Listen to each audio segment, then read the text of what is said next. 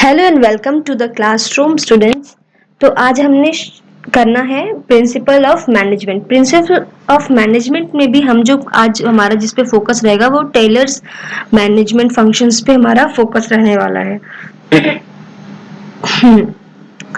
तो टेलर्स जो थे इनके हमारे पास टेक्निक्स भी हैं और इनके हमारे पास प्रिंसिपल्स भी हैं। टेलर जो थे वो थे कौन, इनके बारे में जान ले पहले हम जरा सा, फिर इनके जो प्रिंसिपल्स थे उनके बारे में भी हम जानेंगे। तो ये जो थे कि मैकेनिकल इंजीनियर थे। देखो, इंजीनियर होते हुए भी ये हमारे कॉमर्स बैकग्राउंड में आ गए, मतलब मैनेजमेंट एक अच्छा इन्होंने किया और फिर इन्होंने इसके बहुत सारे प्रिंसिपल्स भी दिए। तो जो टेलर्स प्रिंसिपल की हम बात करेंगे तो हमारे पास पहले प्रिंसिपल्स की तरफ चलते हैं। ये हमारा एनसीईआरटी का मटेरियल है। एनसीईआरटी से मैंने आपको कहा भी था कि मैं एनसीईआरटी से ही करवाने वाली हूँ, तो हम एनसीईआरटी से ही करेंगे। तो पहला हो गया, हमें ये पता है कि टेलर जो है वो साइंटिफिक मैनेजमेंट के बारे में बताते हैं। उनका ये कहना है कि हम मैनेजमेंट को जो है साइंस की पॉइंट ऑफ व्यू से देखना चाहिए। साइंस जो है उसको हर चीज साइंटिफिक होती है। अगर हम किसी को भी जैसे हमने मैनेजमेंट के बारे में पढ़ा था कि वो जो है science as well as arts भी है, प्रोफेशन भी है। तो सेम हम साइंस के रूल्स को अप्लाई करके यहाँ पे जो है अच्छा मैनेजमेंट अचीव कर सकते हैं। तो अभी हम बात करते हैं प्रिंसिपल ऑफ साइंटिफिक मैनेजमेंट की, यानी टेलर की जो प्रिंसिपल्स हैं उनकी बात करते हैं। तो उन्होंने 5 प्रिंसिपल्स दिए थे। पहला था हमारे पास science not a rule of thumb. Science not rule of thumb क्या कहता है? रूल ऑफ थंब क्या कहता है? रूल ऑफ थंब का कहना है कि, एक मिनट पेन ले लूं मैं। हाँ, रूल ऑफ थंब का क्या कहना है?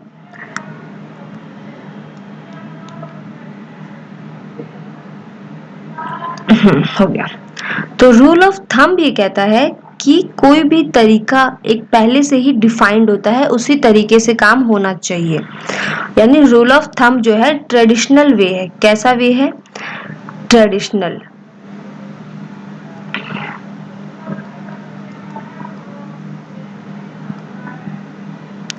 छोड़ो जी, ये नहीं हो रहा।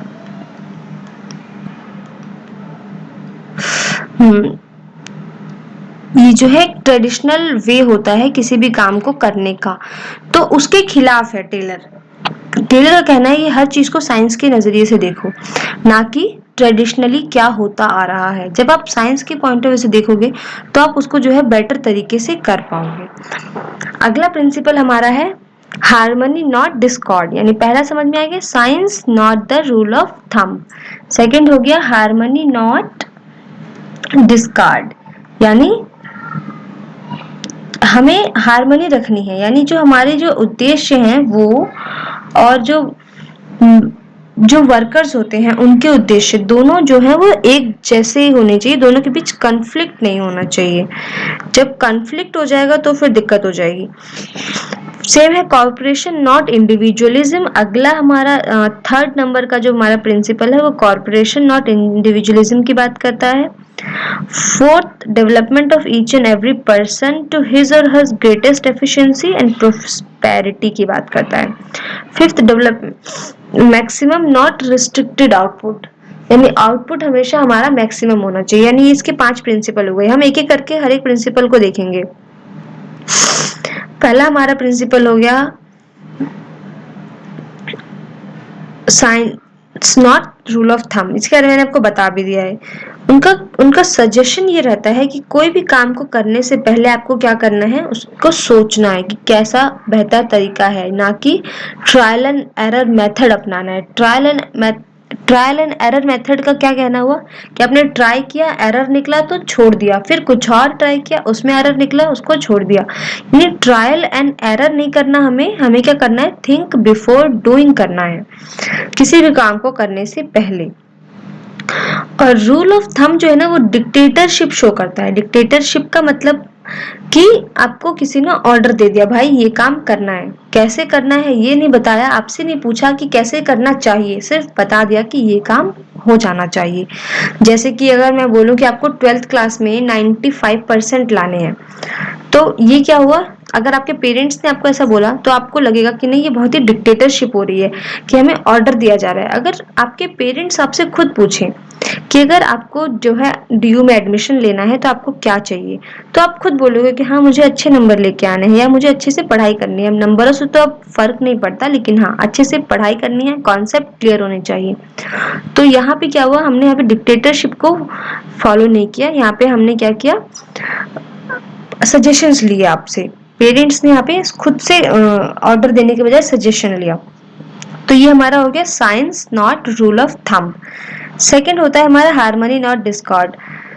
इसमें हमें हार्मनी चाहिए किस किस के बीच, जैसे मैंने बताया था आप लोगों को, मैनेजमेंट एंड वर्कर के बीच। यहाँ पे टेलर का कहना है कि मेंटल रिवॉल्यूशन की जरूरत है। मेंटल रिवॉल्यूशन आएगा जिसमें दोनों ही जो है मेंटली एक दूसरे के लिए अच्छा सोचेंगे, और वर्कर जो है वो कंपनी के बारे में अच्छा सोचेगी कि कंपनी का गोल अचीव होना चाहिए, कंपनी जो है वो वर्कर के बारे में सोचेगी कि इनको अच्छे से पेमेंट मिलनी चाहिए। तो वो इसको कैसे अचीव किया जा सकता है, बोनस के जरिए। अगर कंपनी गोल अचीव कर पा रही है तो कंपनी का भी फर्ज बनता है कि उसको जो है वो अपने एम्प्लॉयज को बोनस देना चाहिए। तो इससे इंक्लूसिवनेस आएगी। फिर हमारा थर्ड पॉइंट है कॉर्पोरेशन नॉट इंडिविजुअलिज्म। अब कॉर्पोरेशन का मतलब तो पता चल चुका है कि कॉपरेट करना है एक दूसरे को, और इंडिविजुअलिज्म का मतलब क्या हो गया कि अपने आप को नहीं देखना है, कंपनी को देखना है। तो ये जो है ये हमारा हार्मनी एंड डिस्कॉर्ड का ही एक एक्सटेंडेड वर्जन है, जिसमें कंप्लीट कॉर्पोरेशन आ जाना चाहिए। इंडिविजुअल को अपने गोल को भूलकर कंपनी के गोल पे ध्यान देना चाहिए। जब कंपनी का गोल अचीव होगा तो इंडिविजुअल गोल भी अपने आप अचीव होने लग जाएगा। उसके बाद फोर्थ हमारा आता है कॉर्पोरेशन इंडिविजुअलिज्म हो गया, हार्मनी हो गया, science not rule of thumb हो गया। फिर है development of each and every person his and greatest efficiency. यहाँ पे ये जो है ना, ये कंपनी का पॉइंट ऑफ व्यू है कि कंपनी को ध्यान रखना है कि हर एक एम्प्लॉय को जो है वो पूरा पूरा चांस मिले कि वो अपने आप को क्या कर सके, एफिशिएंट बना सके, अपनी ग्रोथ कर सके। जिस दिन एम्प्लॉय ग्रोथ कर पाएगा किसी कंपनी में तो वो उस कंपनी को कभी छोड़ के जाएगा ही नहीं। उसको लगेगा कि मैं यहाँ पे बेहतर काम कर सकता हूँ, यहाँ पे बेहतर सीख सकता हूँ, मेरे पास दोनों ही ऑप्शन है। तो ये हो गए हमारे प्रिंसिपल्स। अब हमारे पास आएंगे टेक्निक्स। जब प्रिंसिपल हमें पता है कि हमें ये चीजें अचीव करनी है तो हम फोकस करेंगे टेक्निक पे कि भाई तरीका क्या है, अचीव करना तो है बट कैसे करना है ये कैसे पता चलेगा। तो ये पता चलेगा हमें हमारे टेक्निक से। पहला टेक्निक हो गया फंक्शनल फॉरमैनशिप। फंक्शनल फॉरमैनशिप की जब हम बात करते हैं तो फंक्शनल फॉरमैनशिप जो है वो दिखाता है, क्या दिखाता है कि भाई फॉरमैन का मतलब क्या होता है। पहले आपको ये जानना चाहिए कि फॉरमैन का मतलब होता है वो पर्सन जो कि वर्कर और इंडिविजुअल दोनों से लिंक बना के चलता है। वर्कर और मैनेजमेंट से दोनों से लिंक बना के चलता है, वो होता है हमारा वो पर्सन जो होता है उसे हम कहते हैं फॉरमैन। जैसे कि हमारी मम्मियाँ होती है ना, पापा और बच्चों से लिंक बना के चलती हैं, बच्चे तो खुद नहीं जाते पापा के पास बात करने के लिए, सेम। तो ये फॉरमैन हो गया।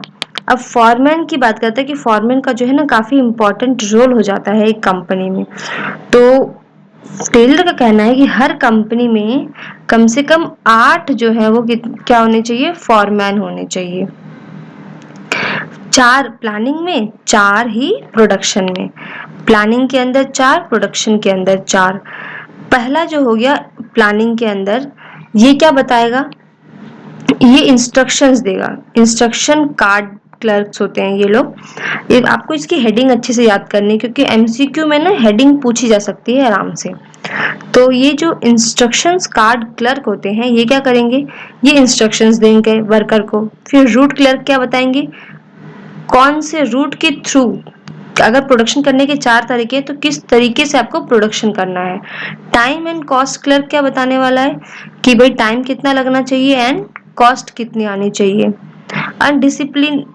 डिसिप्लिनेरियन जो है वो सबके बीच डिसिप्लिन मेंटेन करके चलेंगे। फिर प्रोडक्शन इंचार्ज की बात होती है। प्रोडक्शन इंचार्ज में भी 4 हो गए, speed boss, gang boss, repair boss, inspector boss. Speed boss बताने वाला है कि एक टास्क को करने में कितना टाइम लगना चाहिए। गैंग बॉस क्या बताएगा? गैंग बॉस बताएगा आपको कि आपकी मशीन्स, टूल्स सब के सब रेडी हैं, यानी उनका काम है मशीन्स को रेडी करना। वर्कर तो सीधा काम करेंगे। फिर रिपेयर बॉस क्या इंश्योर करेगा कि सारे जो भी टूल्स हैं, मशीन्स हैं, वो क्या होनी चाहिए? वर्किंग कंडीशन में होनी चाहिए, यानी वो अच्छे से काम करते होने चाहिए। और इंस्पेक्टर क्या चेक करेगा? वो लास्ट में जब हमारा प्रोडक्ट आउटपुट आने वाला है उस आउटपुट को चेक करेगा कि क्या ये हमारा स्टैंडर्ड है कि नहीं। तो ये काम होगा हमारे 8 फॉरमैन्स के, यानी टेलर का पहला प्रिंसिपल जो है, पहला टेक्निक जो है वो फॉरमैनशिप की बात करता है, फंक्शनल फॉरमैनशिप। और 8 फंक्शंस में इन्होंने 8 फॉरमैन बना दिए। फिर हमारे पास आता है दूसरा है standardisation and simplification of work. तो जो स्टैंडर्डाइजेशन है यानी स्टैंडर्ड्स बना रहा है, सिंप्लीफिकेशन क्या कर रहा है? उसी को सिंप्लीफाइड वे में बता रहा है, यानी कि काम अच्छा भी होना चाहिए और सीधा साधा भी होना चाहिए। अच्छे काम के चक्कर में अगर हमने उसको कॉम्प्लिकेट कर दिया तो हम उसको नहीं कर पाएंगे। सेम अगर बहुत ही सीधा साधा काम है तो फिर वो जो है वो अच्छा आउटपुट लेके नहीं आएगा। तो स्टैंडर्डाइजेशन भी होना चाहिए एंड सिंप्लीफिकेशन भी होनी चाहिए। उसके बाद है हमारे पास मेथड स्टडी। मेथड स्टडी क्या कहता है? मेथड स्टडी बहुत ही आसान बात कहता है कि भाई किसी भी स्टडी को करने का मेथड क्या होना चाहिए। हो सकता है जैसे कि हम एग्जांपल लेते हैं कि पढ़ाई करने के, यानी स्टडी करने के 2 तरीके हो सकते हैं। पहला तो कुर्सी पे बैठ के, दूसरा बिस्तर पे लेट के। तो आपको पता है कि कौन सा तरीका ज़्यादा बेहतर है। तो सेम एक कंपनी में किसी काम को करने के कितने अलग अलग तरीके हैं और सबसे बेस्ट तरीका कौन सा है, ये चीज़ हमें बताता है मेथड स्टडी। फोर्थ है हमारा मोशन स्टडी। अब मोशन स्टडी क्या कहता है? मोशन स्टडी 3 तरह के मूवमेंट्स को रिकॉर्ड करता है। पहला मूवमेंट हो गया हमारा प्रोडक्टिव, दूसरा हो गया इंसिडेंटल, तीसरा हो गया इनप्रोडक्टिव। जो अनप्रोडक्टिव मोशंस हैं उसको तो सबसे हमें क्या करना है? सीधा सीधा एलिमिनेट करना है। प्रोडक्टिव को निकालना है कि भाई प्रोडक्टिव काम ही तो करना है हमें, जितना हो सके प्रोडक्टिव मोशंस होने चाहिए, अनप्रोडक्टिव को हटा दो। और इंसिडेंटल क्या होते हैं? जो कि अचानक से हो जाए। तो हमें कोशिश क्या करनी है कि जो इंसिडेंटल मूवमेंट्स हैं वो मिनिमम से मिनिमम हो। जितने अच्छे से सारे हमारे टूल्स रेडी होंगे उतना ही कम चांस होगा इंसिडेंट्स होने का। अब आता है हमारे पास 5th नंबर पे टाइम स्टडी। फिफ्थ अभी हम देख लेते हैं पहले फेटिग स्टडी। फेटिग स्टडी क्या कहता है? फेटिग स्टडी कहता है कि किसी काम को करने में टाइम कितना लग रहा है, या फिर किसी काम को करने कितने देर तक करने के बाद जो है एम्प्लॉय को थकान महसूस होने लगती है। अगर थकान महसूस होने का एक टाइम पता चल गया कि आपने एक पीस बना के आप 2 घंटे में एक पीस बनाता है, उसके बाद उसको क्या चाहिए? उसको रेस्ट चाहिए। तो कंपनी का ये फर्ज बनता है कि उसको प्रॉपर रेस्ट दिया जाए ताकि वो अगला पीस जो है फिर उसी स्पीड से बना सके और किसी उस काम में गलती ना हो। ये चीज़ आप एमएनसी में बहुत देखेंगे कि जब आप कोई एमएनसी ज्वाइन करते हैं तो वहाँ पे हर 5 आवर्स ऑफ एक्टिविटी के बाद जो है वो 30 मिनट्स का ब्रेक दिया जाता है ताकि जो एम्प्लॉय है वो रेस्ट कर सके। और ये 30 मिनट्स के ब्रेक के बाद वो फिर 5 आवर का काम करता है, क्योंकि एमएनसी में वर्क कल्चर जो है ना वो ज़्यादातर 10 आवर्स की शिफ्ट होती है, तो उसमें 1 घंटे का टोटल जो है वो ब्रेक मिल जाता है। तो ये फेटिग स्टडी को बहुत अच्छे से फॉलो कर रहा है एमएनसी। उसके बाद है हमारा differential piece wage system. Differential piece wage system जो है वो बता रहा है कि आपको जो पेमेंट करनी है ये खासकर एक वेजेस के लिए है, यानी वेज वर्कर के लिए होता है कि जब आपको जो पेमेंट आप करोगे तो उसमें जो है वो दो अलग अलग रेट होंगे। रेट दो अलग अलग क्यों होंगे?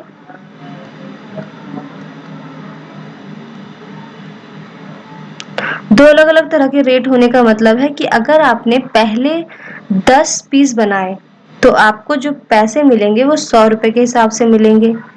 लेकिन अगर आपने यानी कि पहले 10 पीस बनाए तो आपको 100 रुपए पर पीस जो है पेमेंट मिलेगा, यानी कितने हो गए? 1000 रुपए।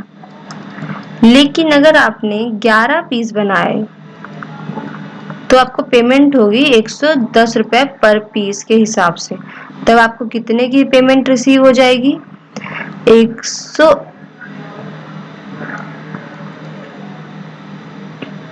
हटा देते हैं, हाँ, 1210 रुपए की। तो यहाँ पे आपको कितने का फायदा हुआ? 210 रुपए, सिर्फ और सिर्फ एक पीस एक्स्ट्रा बनाने से। तो ये क्यों हुआ? क्योंकि हमारे यहाँ पे क्या था, differential piece wage system follow होता था। तो इससे एम्प्लॉयज क्या करेंगे, वो हमेशा अपना जो एक लिमिट है उसको जो है वो एक्सटेंड करेंगे कि हम जो है इस लिमिट से ऊपर ही काम करें ताकि हमें जो है वो एक्स्ट्रा फायदा हो। तो ये होता है डिफरेंशियल पीस वेज सिस्टम। उसके बाद हमारा लास्ट हो जाता है टाइम स्टडी। टाइम स्टडी ये बताता है कि किसी भी काम को करने में मिनिमम टाइम कितना लगना चाहिए, और कोशिश ये होती है कि हर बार वो जो मिनिमम टाइम है वो और कम होता जाए। यानी टाइम ऑलरेडी कम लग रहा था वो और कम होता जाए, कम होता जाए, कम होता जाए। ऐसे क्या होगी, हमारी एफिशिएंसी पे फर्क पड़ेगा, एफिशिएंसी बढ़ेगी। हमने डेफिनेशन के टाइम पे पढ़ा था ना कि एफिशिएंसी कितनी इंपॉर्टेंट होती है, तो ये एफिशिएंसी को बढ़ाने का काम करता है। तो चलिए, टेलर के तो हमारे सारे खत्म हो चुके हैं। अब हम अगली क्लास में फ्यूल पे फोकस करने वाले हैं। देख लेते हैं एनसीईआरटी में, अब यहाँ पे होना भी नहीं चाहिए कुछ। हाँ, अब ये फ्यूल के प्रिंसिपल मैनेजमेंट आ गए जो हम अगली बार खत्म करेंगे।